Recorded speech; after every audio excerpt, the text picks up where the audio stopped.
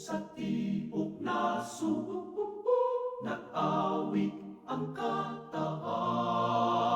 Sa Luzon, Visayas, Mindanao, naghiusa sa gugmao paglaom.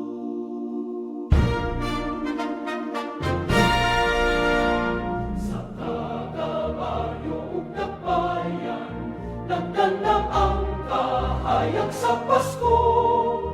Ang mga tao nagtapok sa kalipay, nagpasalamat sa grasya nga gihatag.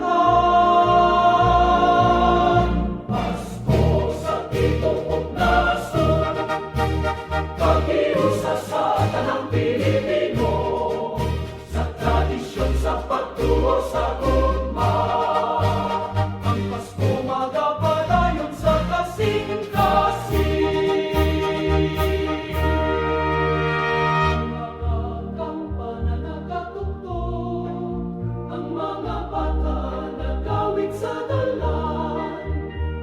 Mga pamilya nagtapok sa usag katingog nga puno sa paglaom.